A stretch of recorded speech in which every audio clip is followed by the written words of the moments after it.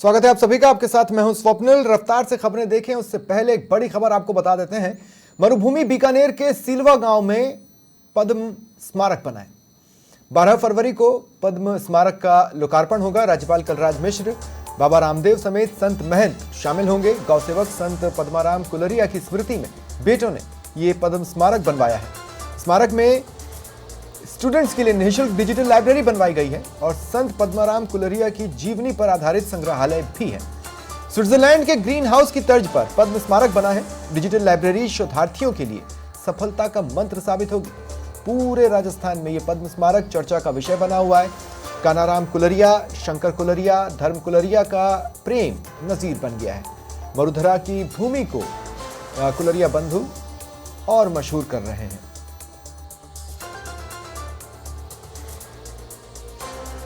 देखिए ये बड़ी खबर आपको बता रहे हैं। सिलवा गांव बीकानेर का, जहां पर पद्म स्मारक बनाया गया है। 12 फरवरी को पद्म स्मारक का लोकार्पण होना है। राज्यपाल कलराज मिश्र आएंगे, बाबा रामदेव आएंगे, कई संत महंत भी बुलाए गए हैं, शामिल होंगे। संत पद्माराम कुलरिया जो कि गौ सेवक रहे हैं, उनकी याद में, उनकी स्मृति में बेटों ने ये पद्म स्मारक बनवाया है। इसमें आप देखिए, एक तो ये बेहद ही सुंदर है। दूसरा जो इसे बेहद खास बनाती है बात, वो है निःशुल्क डिजिटल लाइब्रेरी स्टूडेंट्स के लिए। आप सोचिए, स्टूडेंट्स यहाँ पर आएंगे, डिजिटल लाइब्रेरी है, उन्हें यहाँ पर पढ़ने का मौका मिलेगा। डिजिटल लाइब्रेरी निःशुल्क रखी गई है, यानी एक पैसा, एक नया पैसा, एक नया सिक्का इस लाइब्रेरी में पढ़ने के लिए स्टूडेंट्स को नहीं देना होगा। साथ ही संत पद्माराम कुलरिया की जीवनी पर आधारित संग्रहालय भी है, जिससे एक महान जीवन से काफी कुछ सीखने का अवसर सभी को मिलेगा। आपको बता दें कि स्विट्जरलैंड में ग्रीन हाउस है। अगर आप गूगल पर जाकर उसके फोटोग्राफ्स देखेंगे और उसके बाद इस पद्म स्मारक को देखेंगे तो आप ये समझ पाएंगे कि कुछ कुछ उसी की तर्ज पर पद्म स्मारक को बनाया गया है। जो शोधार्थी हैं, जो रिसर्च कर रहे हैं, उनके लिए भी ये डिजिटल लाइब्रेरी बेहद बड़ी सफलता का मंत्र बन सकती है।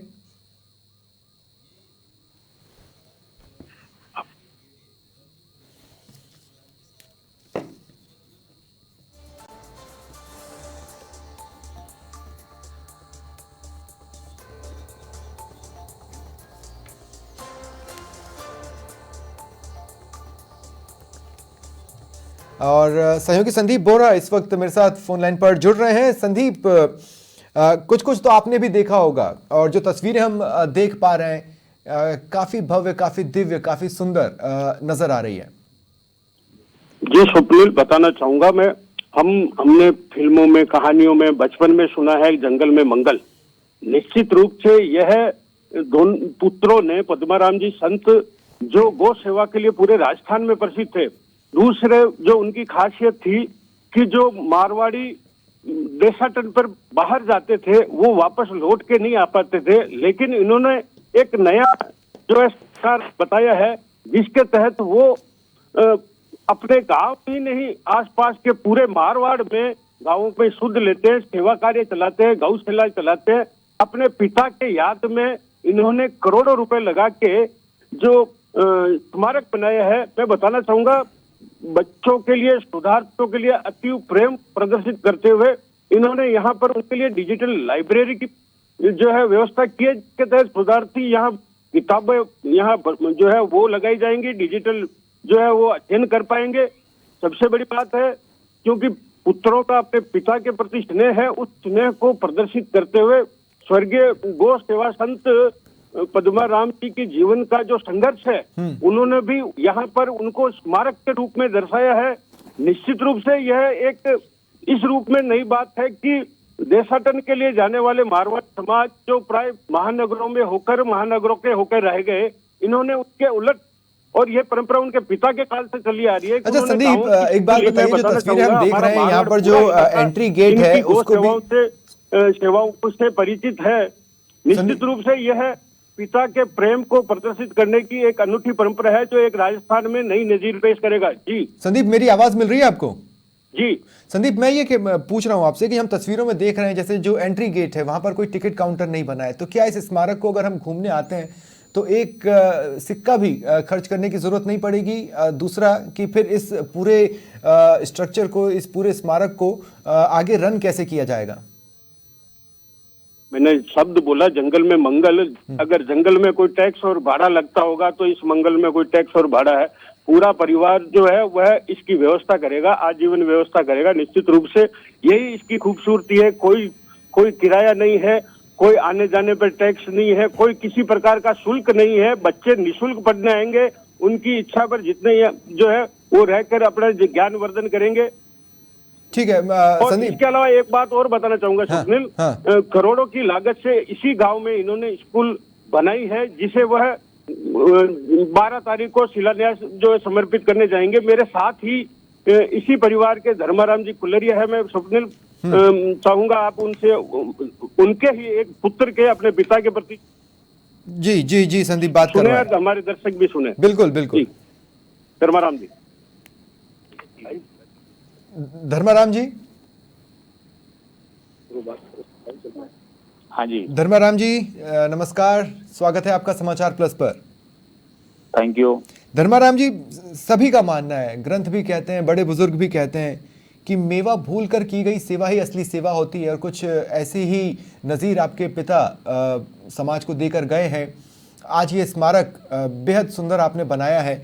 क्या सोच थी, किस तरह से आपने ये सोचा कि हम ये स्मारक बनवाएंगे और इस तरह का बनवाएंगे? बढ़िया बात कर रहा हूँ। देखिए आपने जो बताया एकदम राइट बात बताया। जब पिताजी 1995 में उन्होंने जब स्कूल छोटी सी जो स्कूल चालू की थी, तो उन्होंने प्लानिंग की थी, क्योंकि हमारे जो आसपास गाँव जो बच्चियां थी वो बच्चे स्कूल नहीं जाते, सब छोटे बच्चे बैठे थे। तो उनके दिमाग में है कि हम छोटे बच्चों को स्कूल में भेजना शुरू करें। तो उन्होंने छोटे ग्रुप में उसमें काम चालू किया।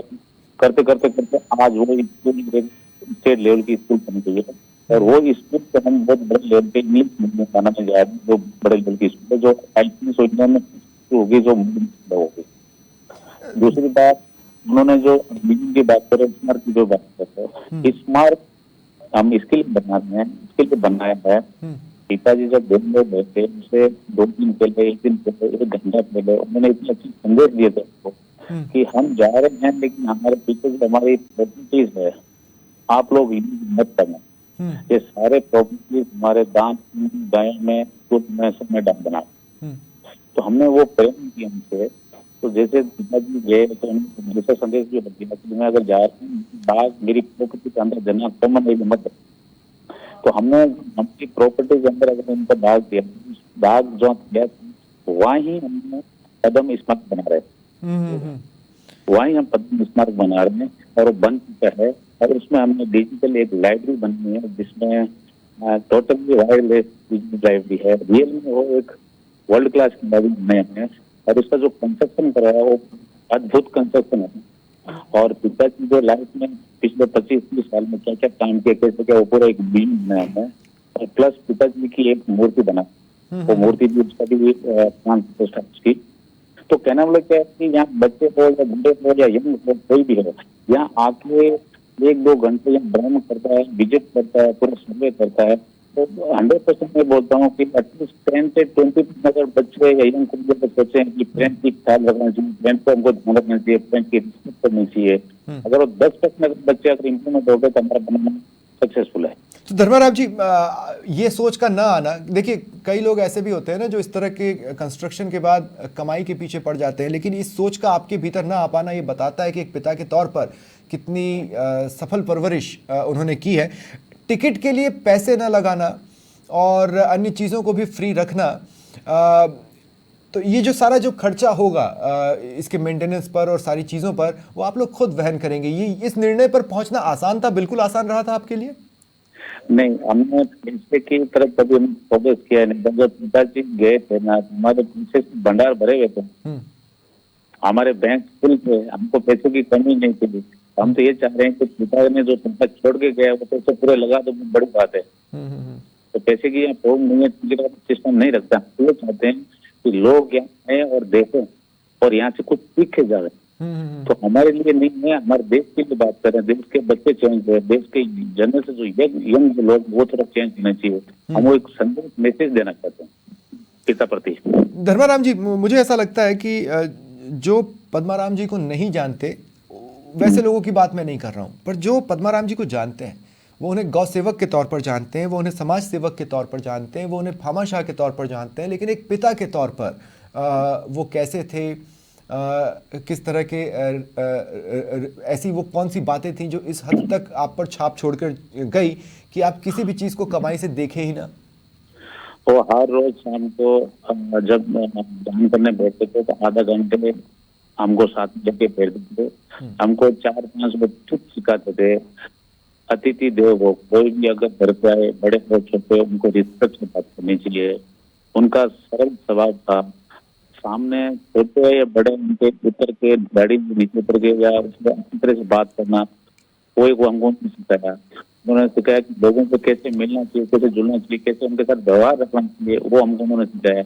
आज हम जो चल रहे हैं, आज ऑल ओवर वर्ल्ड वाइड हम लोग बिजनेस कर रहे हैं, वो खाली उनकी ही मेहनत है, उनकी ही मेहनत है जी। और उनकी डगर पे हम लोग चल रहे हैं। आज हम उसकी डगर पे चल रहे हैं तो आज हमारा ग्रोथ आप देखोगे तो आपको पता चलेगा। चलिए, बहुत बहुत शुक्रिया। और शुक्रिया इस बात का भी कि एक नई सोच, एक नई जीवन शैली आपने न केवल मुझे लगता है मेरे दर्शकों को भी सिखाई है इस संक्षिप्त सी बातचीत में। बहुत बहुत शुक्रिया।